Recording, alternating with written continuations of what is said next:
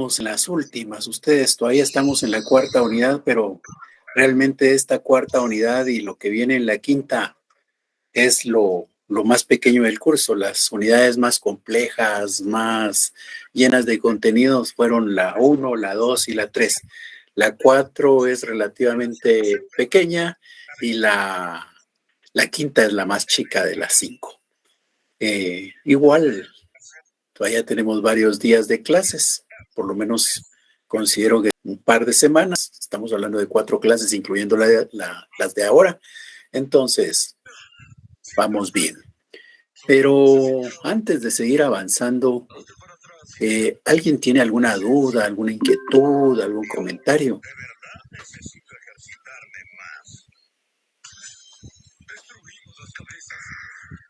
Esa era la última. La victoria es nuestra. Sí, pero aún hay que encargarnos de la gigantesca nave. Muy bien. Me parece que ellos son los últimos sobrevivientes. ¿Cómo sintieron el examen parcial? ¿Les fue bien? Sí, claro. ¿Era justamente lo que habíamos visto? ¿Era como lo esperaban? ¿Estaba más complejo de lo que creían? Desde mi punto de vista, Lick estaba bien. Sí, O sea, pero lo que sí es que sí, ¿verdad? Sí, hay que leer un poquito despacio, sin ansias ahí, tranquilos, con seguridad de lo que uno sabe, ¿verdad? Para no dudar en el momento. Eso es muy cierto, licenciado. Cabal era eso, tener bastante perspicacia al resolver los exámenes. Sí, sí.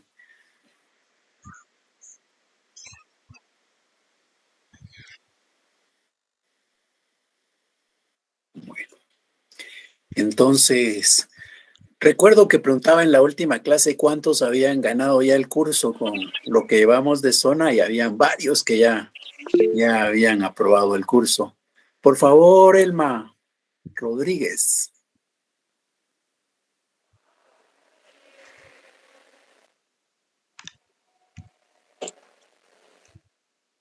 Sí, Elma, le escuchamos.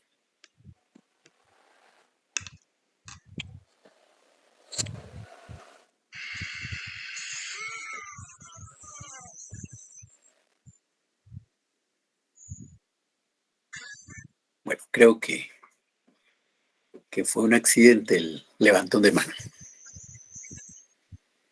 Bien, entonces decíamos ya hay algunos que ya aprobaron el curso, eso está bien. Espero que a la fecha no he hecho los cálculos, ¿verdad? Pero que nadie lo tenga por reprobado. Por lo menos de los que normalmente asisten a clase, ¿verdad? Y que siempre están en las actividades. Ahora, aquellos que no vienen a clases, porque es obvio que hay muchos que no asisten, ¿verdad? Aquellos que no asisten a clases, aquellos que no hacen sus actividades, pues es obvio que así no se puede aprobar. Pero de ahí, en cuanto a lo demás, espero que todo esté marchando bien.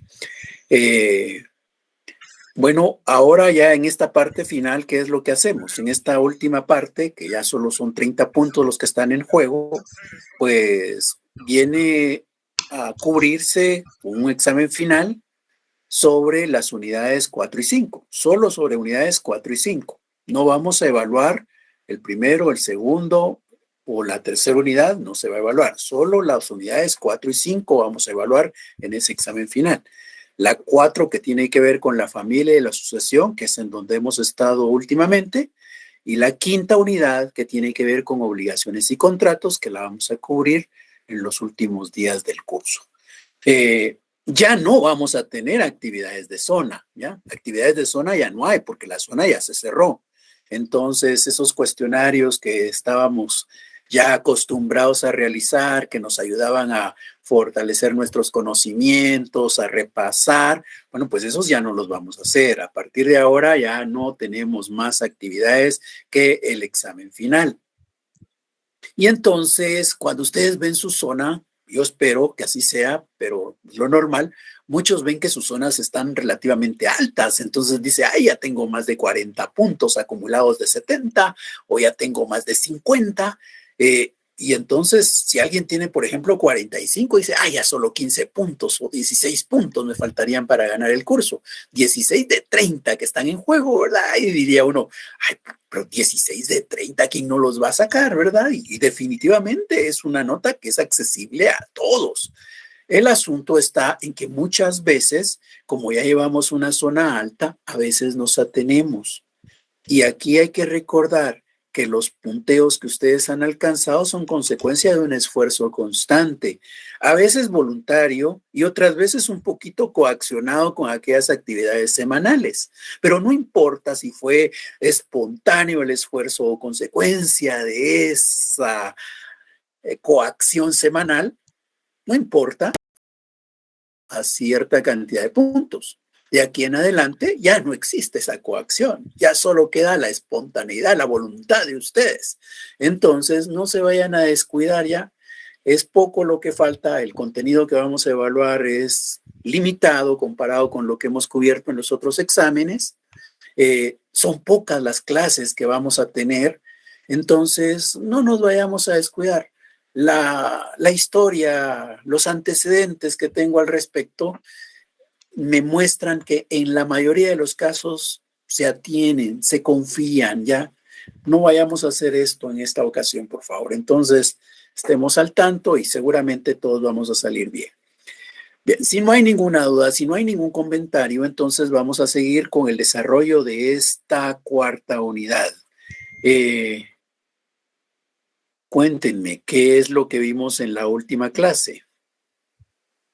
La adoptio y la drogatio. La adoptio y la drogatio, ¿verdad? Muy bien. Bueno, entonces vamos a compartir una presentación.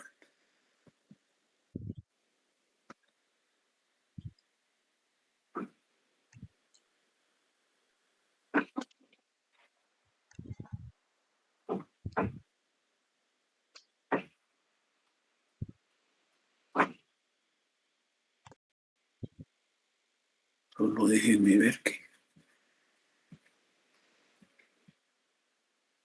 no me deja abrir acá.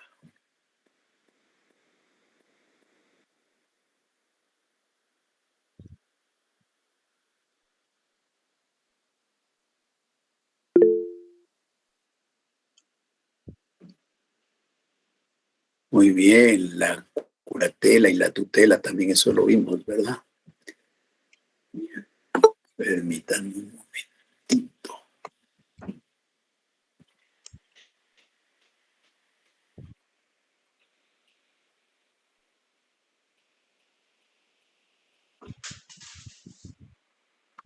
Yo creía que ya habíamos visto la parte de la sucesión, pero no, ¿verdad? Bueno, entonces les voy a compartir la presentación.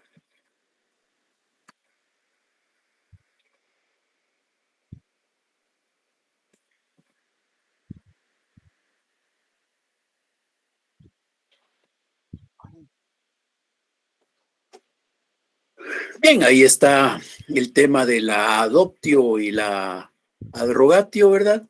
Se recuerdan que vimos estos dos conceptos.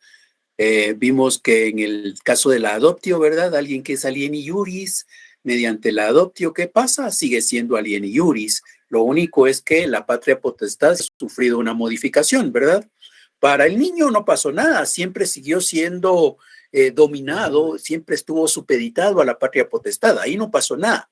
Pero viéndolo desde el lado de los padres, pues sí hay una extinción de la patria potestad para uno y el nacimiento para otro, ¿verdad?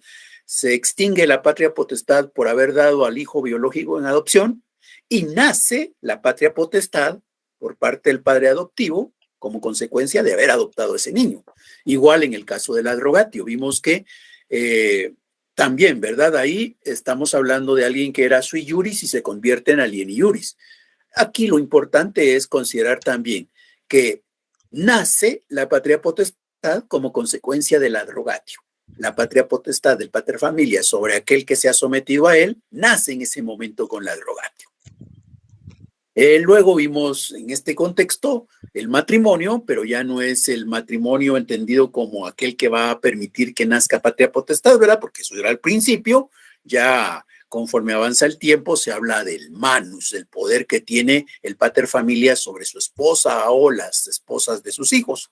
Y en ese contexto entonces comparábamos el matrimonio de una mujer alien iuris con lo que ocurre con la adoptio, porque prácticamente la mujer sigue estando dominada, supeditada a un pater familias, al principio del padre biológico y después del padre de su esposo o de su esposo, según sea el caso.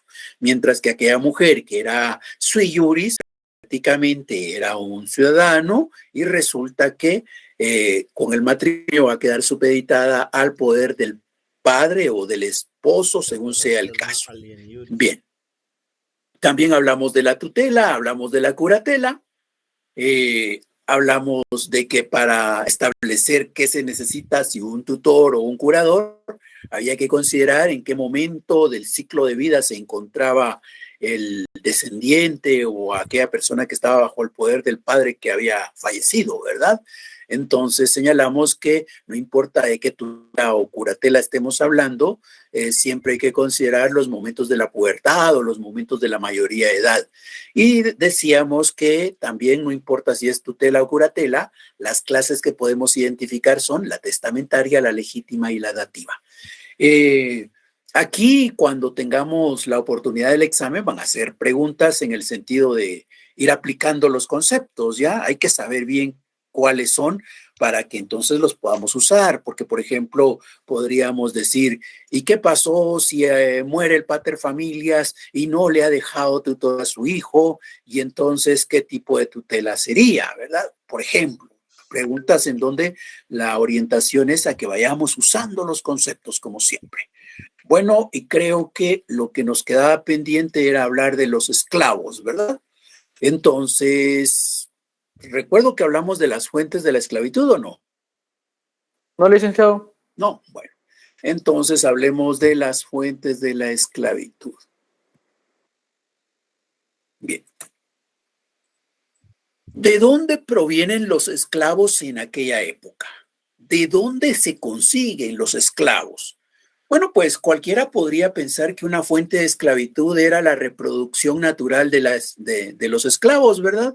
Tengo un esclavo, tengo una esclava, se unen, nacen esclavitos y entonces cada vez tengo más esclavos. Sin embargo, realmente la reproducción natural de los esclavos no fue la fuente más importante de esclavitud. ¿Y por qué no? Si pareciera que es lo más práctico, lo más sencillo.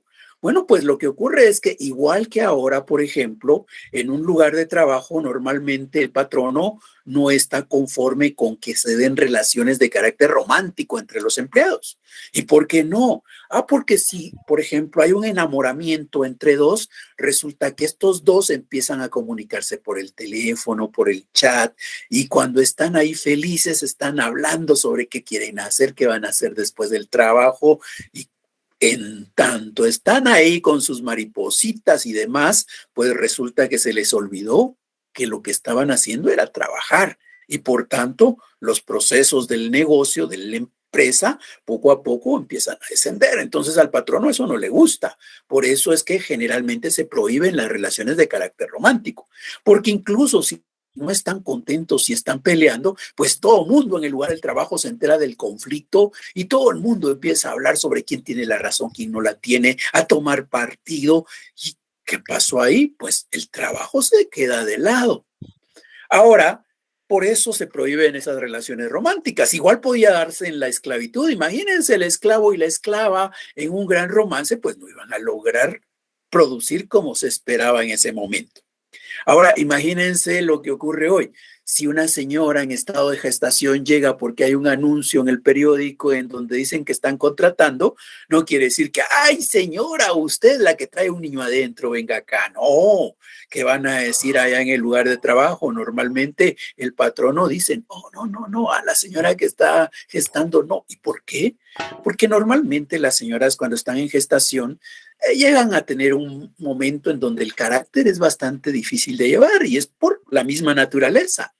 Entonces ya en el lugar de trabajo tener a una señora que pueda tener un carácter complicado, pues no es agradable, ¿verdad? Por el otro lado, también existe la posibilidad de que ese proceso de gestación sufra algunos problemas, algunas dificultades, y que entonces, por ejemplo, la señora tenga que ir recurrentemente al médico para que le hagan alguna observación, o puede ser que si la situación es muy grave, la suspendan incluso con mucha anterioridad al momento del parto. Y entonces, si esta señora se va al médico, si esta señora es suspendida, ¿qué implica para la empresa? Que hay alguien que no está llegando a trabajar. Entonces, mejor no. Por el otro lado, imagínense que de verdad la señora logra pasar bien su periodo de gestación y sabemos que entonces va a tener derecho a un prenatal y luego un postnatal. Entonces, en esos 85 días, prácticamente la señora no va a estar en el lugar de trabajo. Esa es una preocupación para el patrono. Por el otro lado, cuando regrese la señora, ¿qué es lo que va a decir? Fíjense, va a venir normalmente después de su postnatal a presentarnos a su bebito y a decirnos, pero ya mañana me incorporo, termina el postnatal, termina mi suspensión, pero ahí se recuerdan que yo tengo derecho a una hora de lactancia, así que o vengo tarde o me voy temprano, ¿qué prefieren? Ya otra vez, ¿verdad? El negocio sale afectado, la empresa sale afectada y eso no le gusta a los patronos. Entonces, por eso normalmente no es mediante la reproducción natural que se van a conseguir los esclavos en aquella época también. Porque es obvio en aquella época que no es que naciendo el esclavito y ya tenemos un esclavo para producir más. No, había que cuidar a la esclava para que el niño naciera sano, había que cuidar a la esclava para que alimentara al niño, había que cuidar al niño para que creciera y llegara el momento en el cual sí tuviera la capacidad de poder trabajar. Para eso mucho tiempo había que esperar, muchos recursos había que dedicar. Entonces la reproducción natural no fue la principal fuente. Entonces, si no los podemos reproducir, si no podemos crear esas condiciones, ¿qué nos queda? Podríamos comprarlos, muy bien. La compraventa podría ser una fuente importante de esclavitud, pero ¿qué pasa con la compraventa? Resulta que los esclavos son los que producen y todo el mundo quiere tener esclavos porque son los que producen, son los que trabajan la tierra. Pero entonces, si todos quieren tener, ¿quién está dispuesto a vender? Eran muy pocos los que estaban dispuestos a la venta. Entonces, poder comprar esclavos era bien complicado. Los esclavos que estaban a la venta de repente eran esclavos que tenían algún problema físico, que sus capacidades no daban para el trabajo, ancianos o de repente alguno como aquel que mencionan en las películas, ¿verdad? Espartaco, aquel que era capaz de organizar a todos los esclavos para ver si hacían una sublevación. Entonces, esclavos de ese tipo nadie quería comprar, ¿verdad? Pero de repente esos eran los que iban a estar disponibles. Por tanto, la compraventa tampoco era una fuente importante de esclavitud.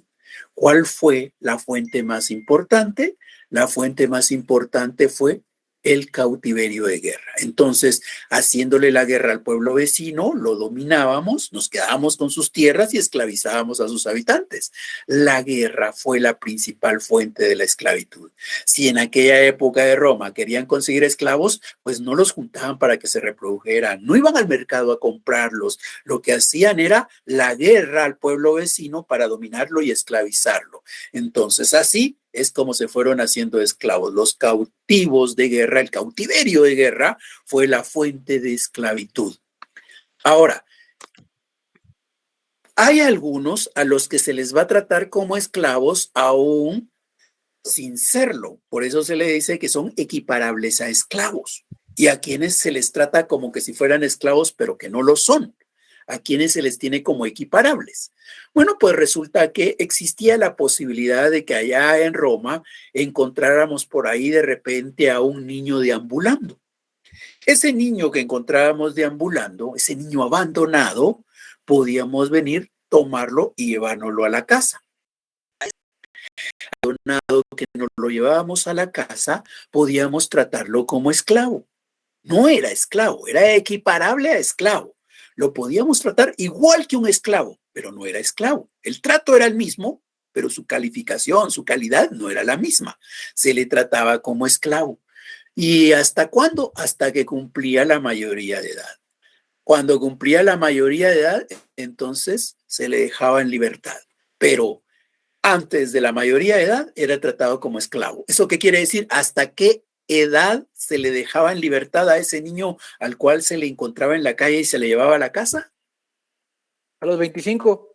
A los 25 años ya. A los 25 años le decían, bueno, ahora sí, ya eres mayor de edad, así que quedas libre. Pero en tanto sufrió el trato de un esclavo. Por eso es equiparable a esclavo. No era esclavo, pero su trato era el mismo, era equiparable. Alguien más.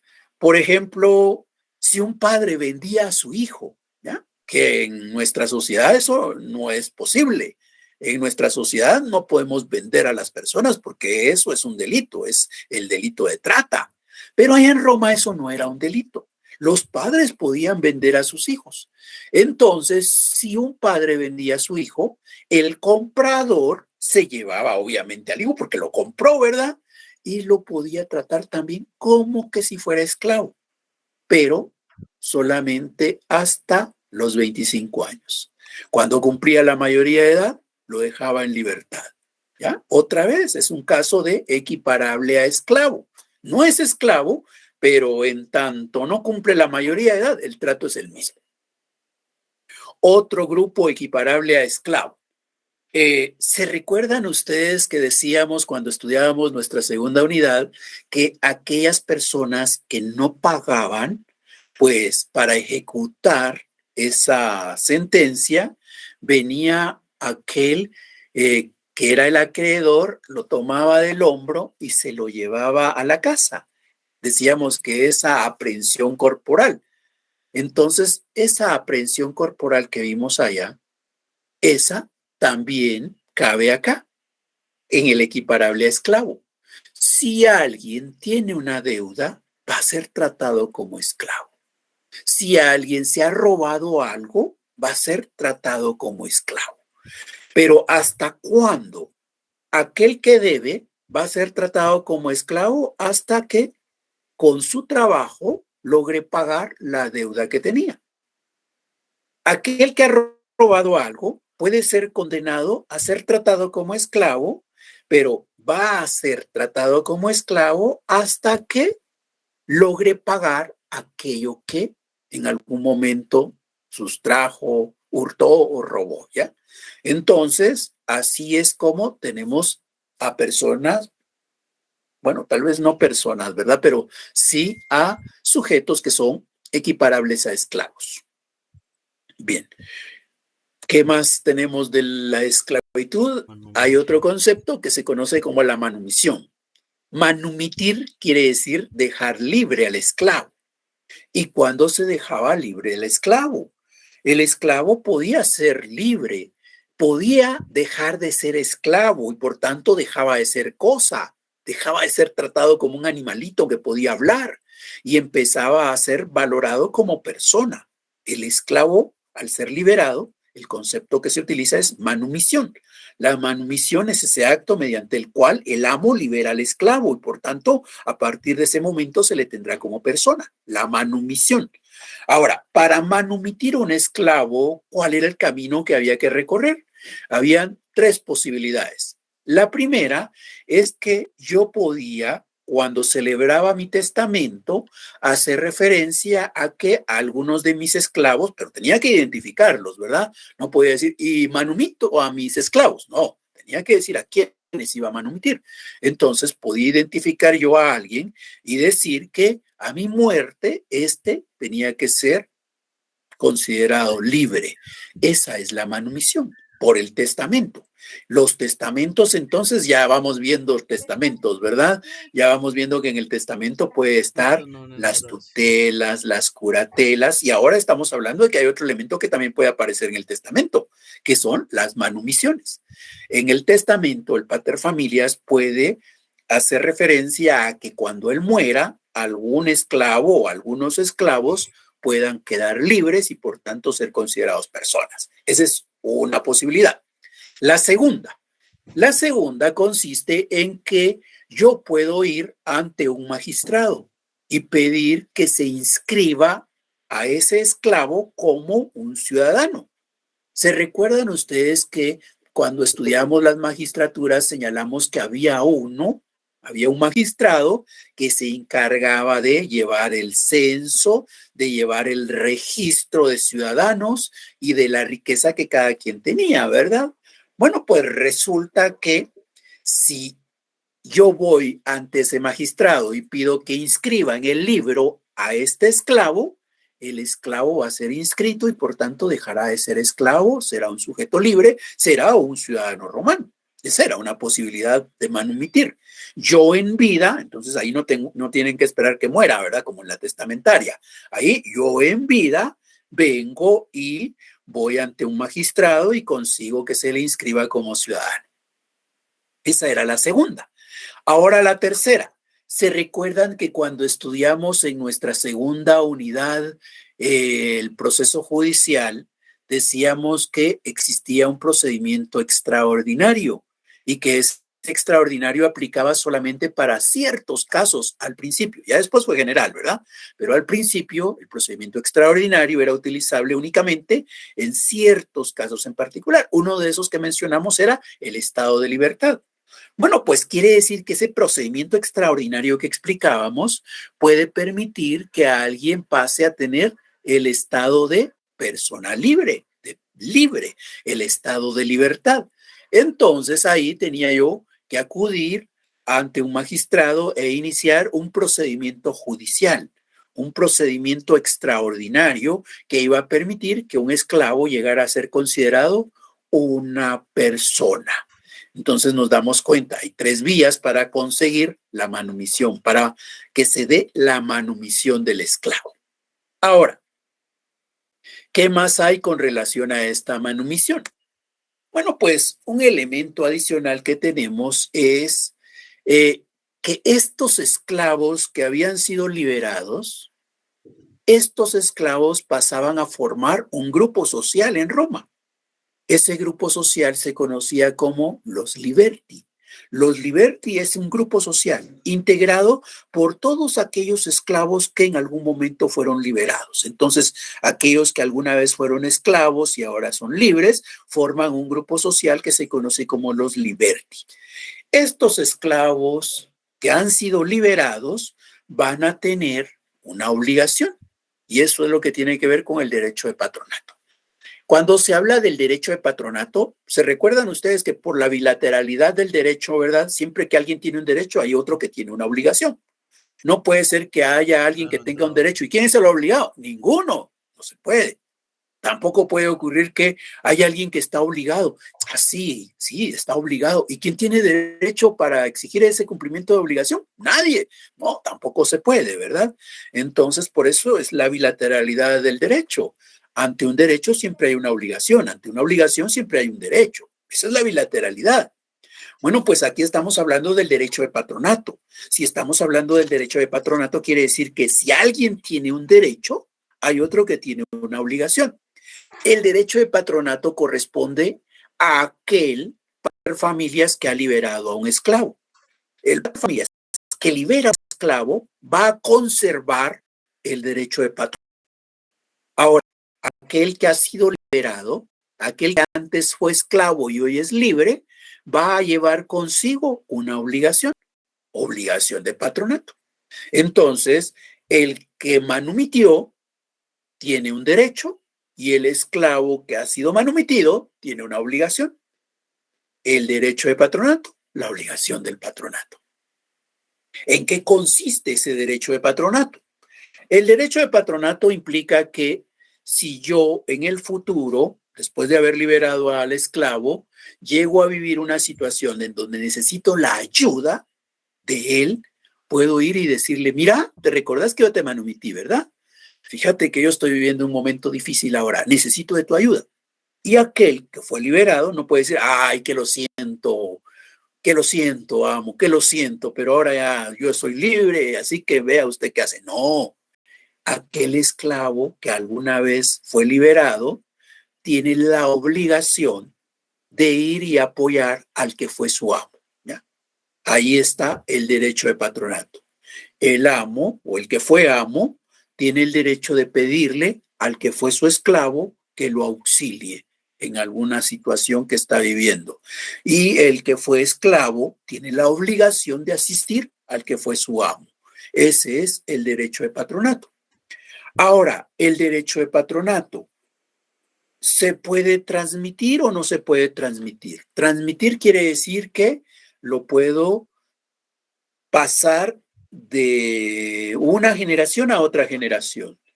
Del padre que ha liberado al esclavo al hijo o del esclavo al hijo. Se puede transmitir, se puede trasladar, se puede heredar, diríamos en un término un poquito más coloquial, ¿verdad?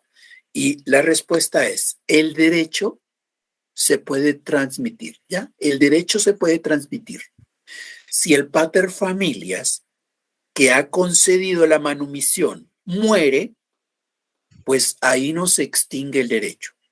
El derecho va a transmitirse a los descendientes, a quienes ocupen el lugar de ese pater familias. Y entonces, los que ocupen el lugar del pater familias pueden ir y decirle, mira, ¿te recordás que mi papá te liberó, verdad? Sí, me recuerdo. Ah, pues fíjate que hoy te necesitamos, así que venís y nos apoyás. Y aquel iba y apoyaba a los hijos del que fue su amo. El derecho se podía transmitir. Ahora, ¿y qué pasa del lado de la obligación? ¿Se podía transmitir la obligación? La obligación no se podía transmitir. Eso quiere decir que solo al que fue esclavo y en un momento se le liberó, se le puede pedir que auxilie. Si este ya murió, no puedo ir con los hijos. Y se recuerdan ustedes que su papá era esclavo, yo lo liberé. Fíjense que ahora necesito su ayuda. Ah, pues que lo siento, porque mi papá ya murió, le dirían, ¿verdad? La obligación no se puede transmitir. El derecho sí. El derecho de patronato se puede transmitir a los descendientes, a los que siguen en el orden de poder al pater familias. La obligación no se transmite. ¿Alguna duda? ¿Alguna inquietud?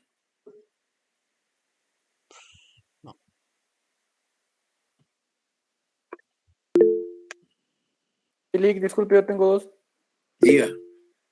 Primera es cuando inscribían al esclavo con el censor como ciudadano, ¿se convertía en ciudadano de inmediato o había que esperar los 5 años al próximo censo para que fuera tomado en cuenta? No, se convierte de inmediato ya en ciudadano. Ok. Y la segunda era cuando alguien se convertía en esclavo, por ejemplo, por deuda. Aquí era esclavo, pero lo podían matar o tenía limitaciones esa esclavitud. Se recuerdan que cuando lo vimos decíamos que tenía las dos opciones, ¿verdad? Podía esclavizarlo, podía desterrarlo, podía matarlo. No había ningún problema. Eso era al principio, ¿verdad? ¿Se recuerdan cómo fue evolucionando esa figura? Porque eso lo vimos cuando estudiábamos nuestra segunda unidad. ¿Se recuerdan que al principio sí, lo sacaban a pasear 3 veces, no, nadie pagaba, entonces podía esclavizarlo, podía matarlo, podía desterrarlo? Pero después nos fuimos dando cuenta cómo llegamos a un momento en el procedimiento extraordinario en donde prácticamente ya no había prisión por deuda, ¿verdad? Entonces, pues es de considerar aquello que vimos en aquella unidad en el contexto de lo que ahora estamos hablando, ¿ya? Entonces, obviamente hubo un momento en el cual efectivamente se pudo incluso cortarle la vida, pero ya después eso se fue limitando poco a poco.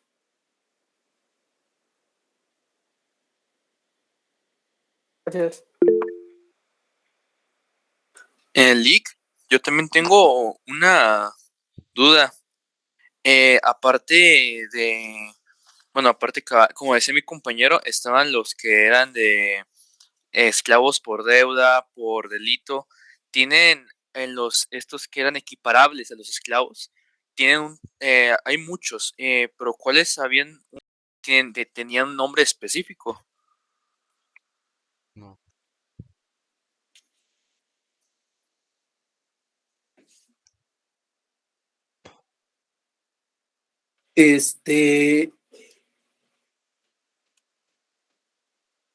Lo que hemos dicho es que aquellos que están temporalmente, digamos, en calidad de esclavos, ellos solo son equiparables a esclavos, pero no es que conformen un grupo realmente. No es que haya un grupo social. Los grupos sociales en general son los que estudiábamos ya en nuestra primera unidad. Estudiamos allá, se recuerdan el tema de los plebeyos, el tema de los patricios y luego cómo estos grupos desaparecen y ya solo nos quedan los que tienen y los que no tienen después. Bueno, pues los grupos sociales fundamentales siguen siendo esos. Ahora, hemos hecho aquí referencia a un grupo en particular que está integrado por aquellos que han sido liberados, que son los libertis, pero eso es lo único que hay. No es que se vaya a reestructurar toda la sociedad y vayan a aparecer grupos sociales dependiendo de cada uno, ¿verdad? En general, prácticamente sabemos que los que son esclavos no son considerados personas y por tanto no están dentro de la estructura social. Ah, ya veo, muchas gracias. Para servirle.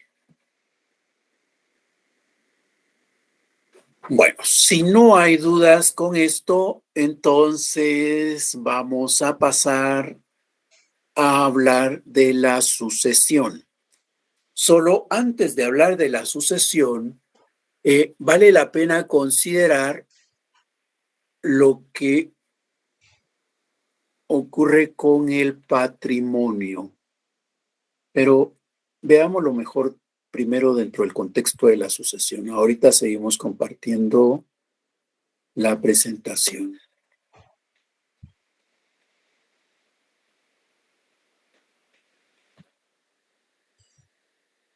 Bueno, con esto terminamos esta parte que hemos centrado sobre la familia y pasamos a hablar ya propiamente de la sucesión. Se recuerdan que en la sucesión lo que hemos dicho es que hay alguien que va a ocupar el lugar de aquel que falleció. Y en ese contexto, pues entonces hay que recordar que existe el ius civile y el ius honorarium. Y entonces, primero consideremos cómo se hacían las cosas en el marco del ius civile.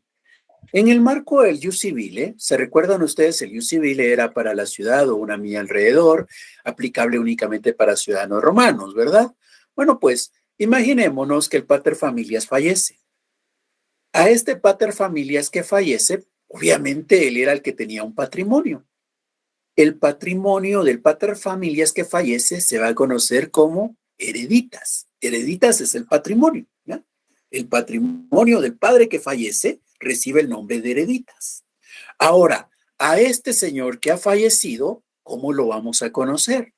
Ahora lo vamos a conocer como el decuyus, ¿ya? El decuyus, el que falleció es el decuyus. ¿Y qué significa decuyus? Decuyus es, digamos, la manera abreviada de decir decuyus hereditates agitar. ¿Y qué quiere decir eso? Decuyus hereditate agitar. Aquel de cuya herencia se trata, ¿ya? Porque al final de cuentas, de eso es que vamos a hablar, de la herencia de alguien, ¿verdad? Del patrimonio que alguien deja. Entonces, a este señor que fallece, lo vamos a llamar el decuyus, decuyus. Y su patrimonio es el hereditas. Bueno, ahora, este señor va a dejar su espacio porque ha muerto y ahora alguien va a llegar a ocupar ese lugar. A los que se le puede llamar, a los que van a llegar a ocupar ese lugar, se les conoce como los heres, o sea, los herederos. Ellos son los heres, herederos. Heredititas, el patrimonio. Y decuyus, el que era dueño del patrimonio y que ahora ha fallecido, ¿verdad? Porque ahora muerto ya no es dueño, ya, porque ya murió, no es persona, no existe. Entonces, pero se tiene el patrimonio que era de él, del decuyus, el hereditas, y eres los herederos. Bien. Ahora, ¿cómo se hacía para saber quién iba a sustituir a aquel que había fallecido? ¿Cómo se hacía para saber quién iba a ocupar el lugar del decuyus? Y entonces vinieron los romanos y dijeron, pues hagamos una norma que diga a quién le corresponde ocupar ese lugar. Y entonces escribieron por ahí a quién le tocaba. Hay una norma en el Ius Civile que dice a quién le toca.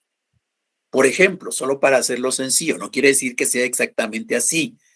Por ejemplo, pudieron decir al hijo mayor, pero se recuerdan en el Ius Civile, solo es por decirlo así, insisto, porque en el Ius Civile no era la relación de sangre la que contaba, era el vínculo de poder.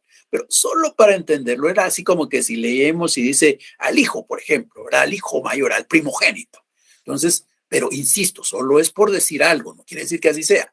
Entonces, si así fuera, entonces quiere decir que iban los romanos y ¡ay, se murió el señor! ¿Quién va a ocupar su lugar? Pues vayamos, revisemos en el Ius Civile y ahí vamos a encontrar, ¡ah, a este le toca! Y entonces le decían, a usted le toca ocupar el espacio que dejó este señor que murió y así que usted es el eres.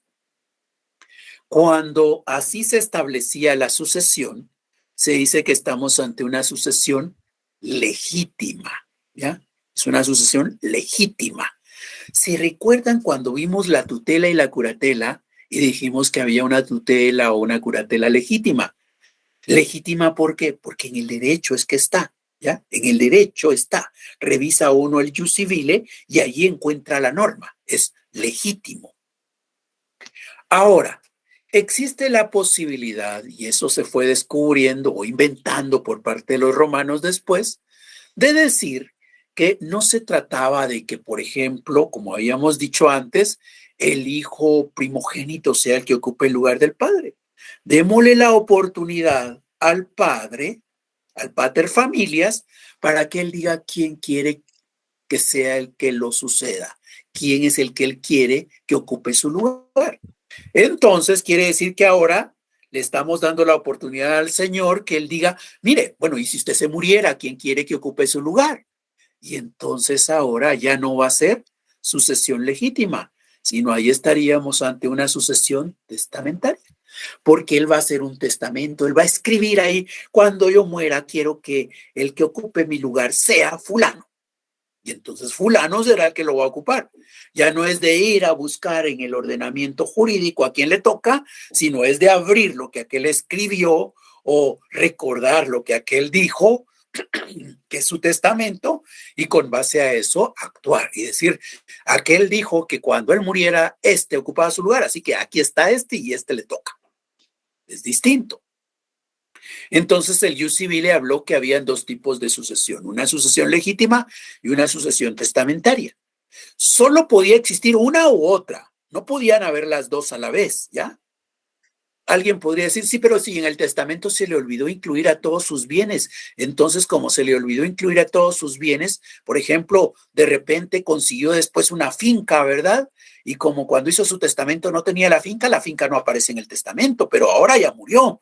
Y entonces no está la finca en el testamento. ¿Qué hacemos? Ah, sucesión legítima. No, esa finca hay que repartirla entre los herederos o dársela al heres o al heredero que aquel haya identificado, ¿ya? O sea, se va repartiendo proporcionalmente entre los que él haya dicho, aunque no haya tenido la finca cuando hizo el testamento. Eso que implica que la sucesión o es testamentaria o es legítima, pero no una combinación.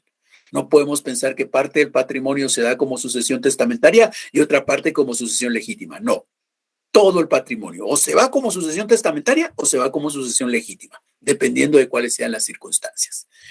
Ahora, ¿y qué es lo que iba a ocurrir en el contexto del ius honorarium? En el contexto del ius honorarium, obviamente los términos deben de modificarse un poquito, ¿verdad? Pero en el ius honorarium ya no hablamos de heredititas, como habíamos dicho antes. Aquí vamos a hablar de bonorum possessio, ¿ya? Bonorum possessio.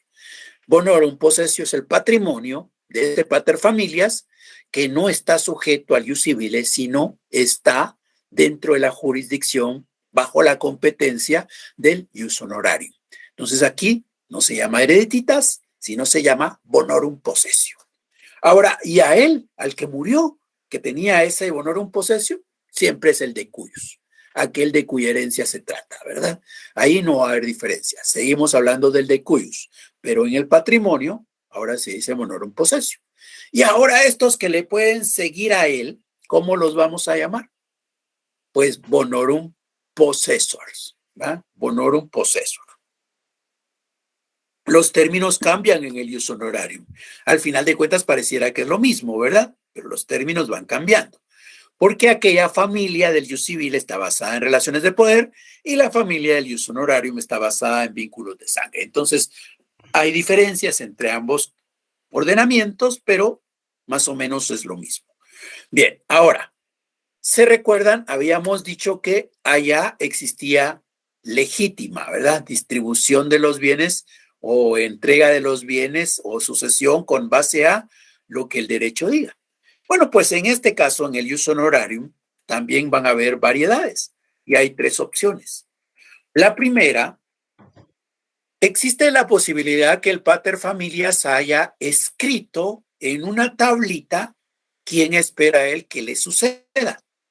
Si el pater familias escribió en una tablita quién le suceda, la sucesión va a ser secundum tabulus. Gracias. Secundum tabulus quiere decir que la sucesión se hará según la tabla que escribió aquel. Ahora, y si no escribió tabla, entonces la sucesión es sine tabulas. Sine tabulas quiere decir que no hizo tabla. Y como no hizo tabla, entonces vayámonos al ius honorarium y busquemos la norma que hace referencia a quién le tocaría suceder a este señor fallecido. Entonces, son los mismos conceptos que antes vimos, ¿se dan cuenta? El sine tabulus es la sucesión legítima del ius civile y el secundum tabulas es la sucesión testamentaria que vimos en el ius civile. Solo que aquí hay un tercer elemento y es la contratábulas. ¿Y cuándo se da la contratábulas? La contratábulas se da cuando resulta que aquel señor hizo su tablita. Pero cuando hizo su tablita y después se revisa, se dicen, ¡ay, pobrecito, se equivocó! No era así, no cumplió con los formalismos de la tablita. Y entonces, ¿qué hacemos? Lamentablemente, ¿verdad? No lo hizo bien. Entonces, ¿qué hacemos con la tablita? Pues nada, no la vamos a respetar porque no la hizo bien. Y entonces, pues aunque sea en contra de la tabla, vamos a actuar. ¿Y con qué nos vamos a guiar? Con el ius honorario. Es decir, esa es contra tábulas. Al final de cuentas, ¿quién va a suceder si no hay tabla o se hace contra tabla? Pues va a ser la misma persona, ¿verdad? Solo que en una no hay tabla y en la otra sí hay, pero no está bien hecha. Entonces, contra tábulas. Esas son las 3 sucesiones que se reconocen en el ius honorarium. Sine tabulas, secundum tabulas y contra tábulas. ¿Alguna duda? No.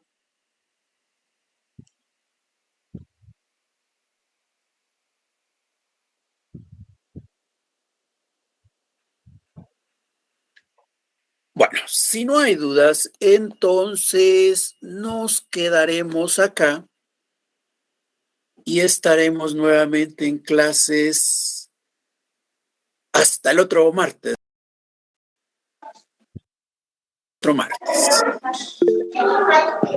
Sí, Elmo Juana Rodríguez Gómez.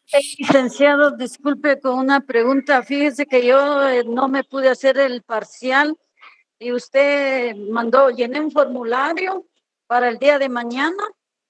Sí, para el día de mañana es. ¿A qué hora, licenciado? Después de las clases, a las 5. Para pedir permiso en mi trabajo, licenciado. Gracias. Le agradezco mucho. Para servirle. Gracias. Buenas tardes. Igualmente. Bien, entonces, sí, Augusto y Diego. Primero, Diego, ya la bajaron. Soy el mismo, licenciado. El mismo Diego. Bueno, hable, Diego. El jueves no tenemos clase con usted. No tenemos. Les voy a dar descanso. Gracias a Dios. Muy amable de su parte, licenciado. Muy amable, licenciado. Gracias a Dios, no. No, es de que como tenemos clase con usted, licenciado, me pareció raro que dijera que no tenía. gracias Y a lo que el jueves no se hicieron celebra, la el jueves es industria, por la revolución, ¿verdad? El descanso de la revolución, sí, ¿verdad? es gracias a aquella generación de la década de los 40 del siglo anterior que luchó por una mejor Guatemala. Gracias a ellos es que hay un descanso el jueves. ¿eh? Gracias. Sí, licenciado, disculpe, lo que pasa es de que como jueves tenemos clase con usted y no, digamos, Sí, no me pareció raro escuchar eso. Ustedes por el Día de la Revolución no tenemos clase. sí, por eso es que hay Ah, descanso el jueves gracias. para servirles. Bueno, entonces estamos en eso. Creo que Elma ya había levantado la mano, ya había hablado. Creo que solamente se quedó la mano ahí trabadita. Muy bien. Entonces, muchas gracias por su atención. Se cuidan y estamos nuevamente en clases el próximo martes. Feliz tarde y hasta el martes. Hasta el martes. Feliz tarde, licenciado. Feliz tarde, licenciado.